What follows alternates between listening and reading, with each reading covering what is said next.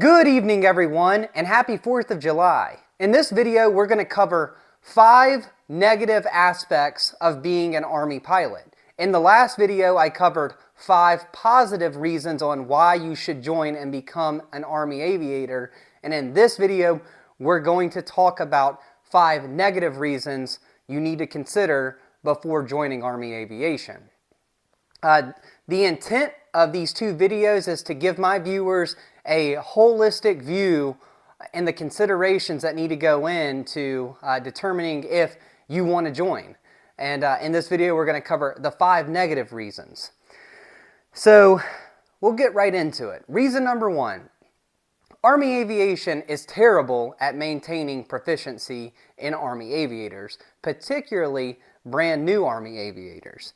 And I want to talk about this one at length. It's probably going to be my longest reason on the negative parts about being an Army pilot, which is why it's number 1. So yeah, the Army's terrible at maintaining proficiency in new pilots.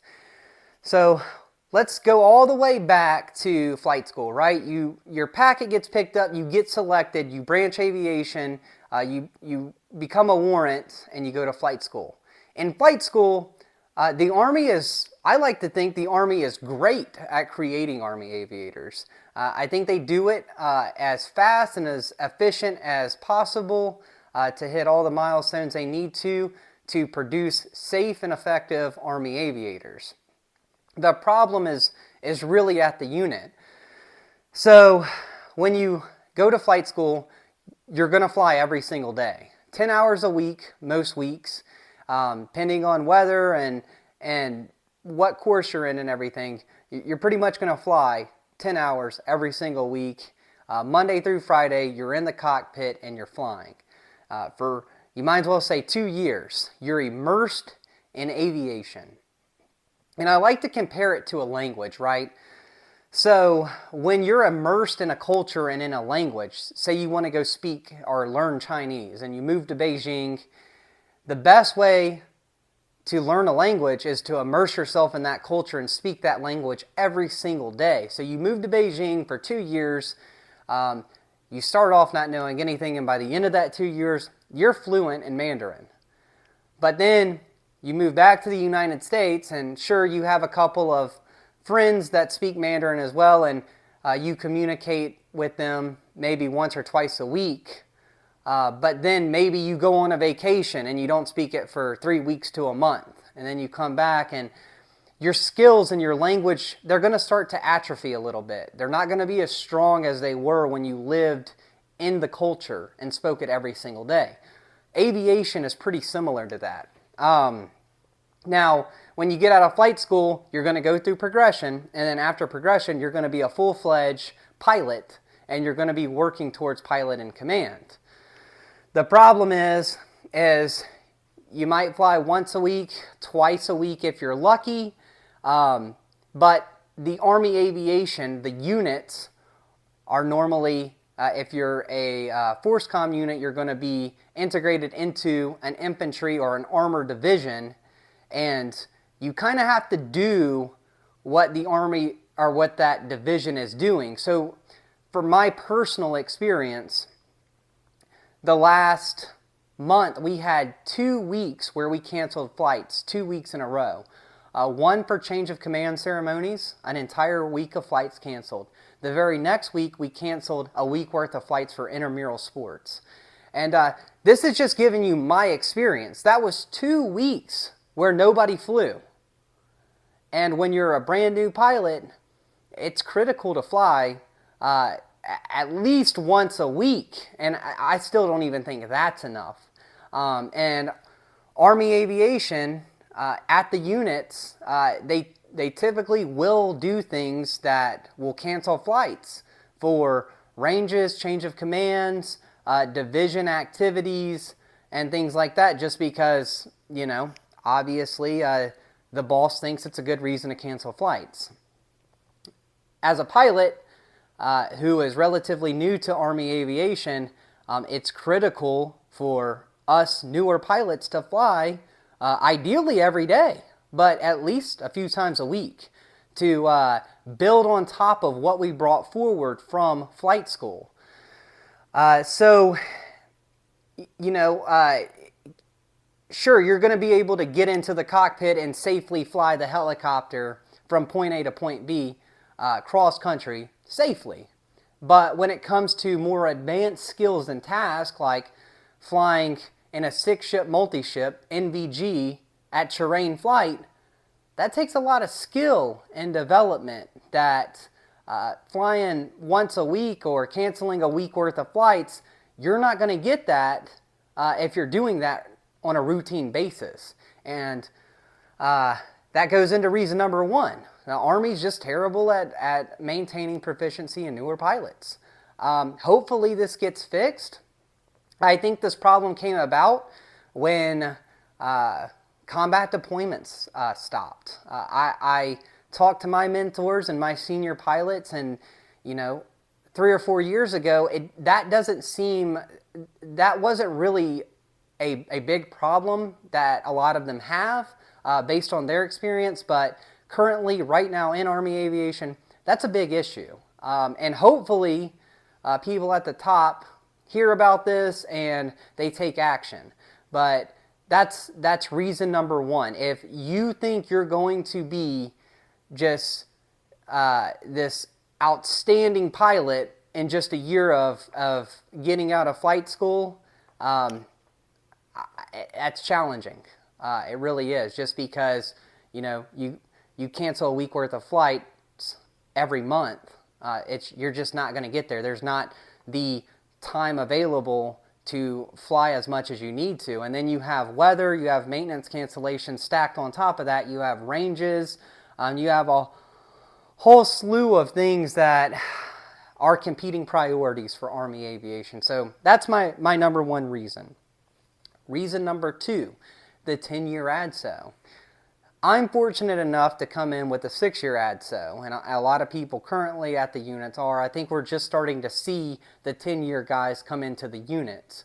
But this 10-year ADSO is really a 12-year ADSO because your time at flight school doesn't count. So your clock doesn't start until you leave flight school. So really it's about a 12-year ADSO. I think this was a terrible move for several reasons.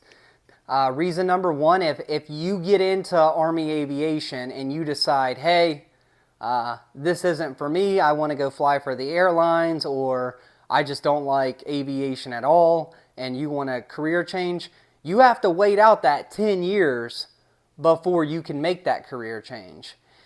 And that can be very problematic for not only the soldier, but it can be problematic for the Army as a whole, because you now got guys that you could have put out at 6 years. You now have to hold on to them for another 4 years, and they're just going to grow angry and demoralized, and it's really just going to drag down the morale and unit. You don't want to keep guys in an organization that really don't want to be there and decided that this wasn't for them, and now they have to stick around for the next 4 years. So that would be another. That would be a big reason. Reason number 2 is it deters a lot of people from making the decision to become a pilot. I mean, when they see that, wow, I owe 10 years after flight school, the decision to just go get all your aviation credentials on your own starts to be more of a better idea. It's like, well, you know, it's going to cost a lot of money and it's going to take a lot of time, but hey, like, I have the freedom to do whatever I want whenever I finish out all my certificates and get all my hours. So I personally think that was a bad move on the Army, is the 10-year ADSO. I think 6 years was fair. Obviously, the Army's got to get something out of its investment in you, but 10 years is pretty steep.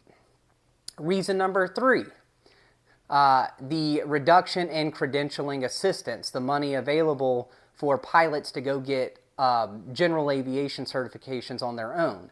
This kind of ties into my number 1 reason. So credentialing assistance, for those of you who don't know what that is, it's a program that allows pilots after they get out of flight school, or even while they're in flight school, I know a couple of guys that did that, where You can go get things like your private pilot license in fixed wing. You can get your instrument rating in fixed wing. You can get your multi-engine commercial license, and Credentialing Assistance pays for this. This used to be an allotment of $4,000 per year. It got reduced down to $1,000. And if you don't know anything about aviation, it's pretty damn expensive. The average price for a PPL is about $12,000. So that $1,000 isn't even going to put a dent in getting that PPL. So, and the reason why I say it ties into number one. So remember how I mentioned you could go a week or two without flying at the unit once you get out of flight school? Well, you used to, when you had a lot of money to use in credentialing assistance, you could augment the lack of hours you were getting from the Army with civilian time. So yeah, you're not flying your Black Hawk or your Apache or your Chinook, but you could still go build time in a Cessna 172 and get really good at managing yourself in the national airspace, flying into Class Charlies and Deltas and Bravos. You could get good at radio communications and just flying in and out of airports when you weren't flying at the unit on your own time. So you could kind of augment the lack of hours with fixed wing hours. So I think credentialing assistance really made pilots really safer. So if anything, they reduced it, but if anything, they should have increased it. I don't even think there should be a cap on it. I think you should submit the cost estimate to the credentialing assistance people, and they should approve or deny based on, you know, the going rate for a PPL or whatever certification that you're getting. And they should pay for it fully, because ultimately the Army's going to get a return on that investment by having a safer pilot who's been flying on his own time. So that's reason number 3. Reason number 4 is the time you're going to spend away from home. In Army Aviation, if you're at a CAB or a Combat Aviation Brigade, you're almost guaranteed you're going to deploy. We're not going to combat right now, but you're still going to go to UCOM. You're still going to go to PACOM. There are some units still going to the Middle East. And those deployments last anywhere from 9 months to 10 months. That's 9 months to 10 months away from your wife, away from your kids. You're going to miss birthday parties. You're going to miss anniversaries. You're going to just miss graduations. You're going to miss some big life events being deployed. And to go on top of these deployments, you're also going to training exercises for these deployments to train up for them. So from my personal experience, we went to NTC a few months ago.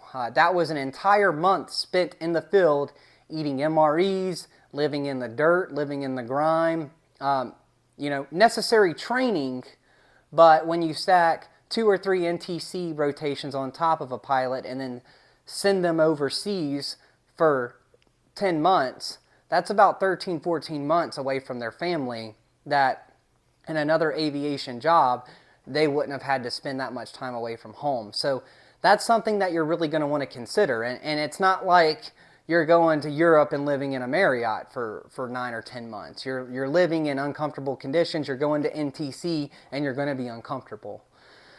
So let's go into the final one. Reason number 5 on not to join. We have you move a lot.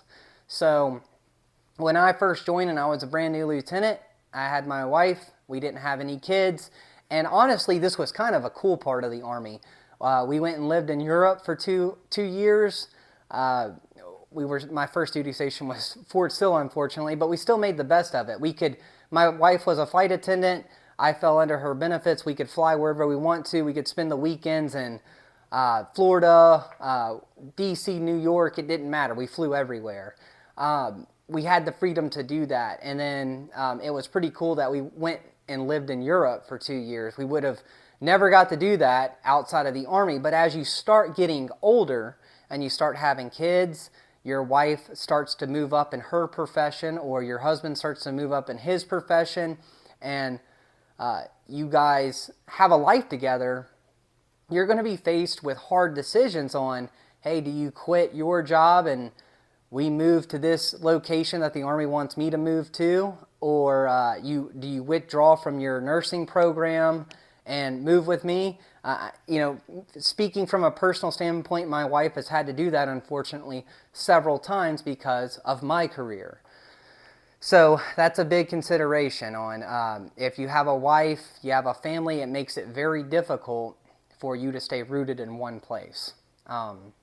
So those were my 5 reasons on why to not become a pilot. And again, I don't want to seem like I'm, you know, all doom and gloom with Army Aviation. I love my life as a pilot. The Army's given me things that everything I have pretty much is because of my profession in the Army. But it's definitely come with its sacrifices. So I want to give you guys the full picture, and I want to make sure you guys know the positives and the negatives, and I hope these 2 videos did that for you guys. Have a nice day and stay tuned. Thank you.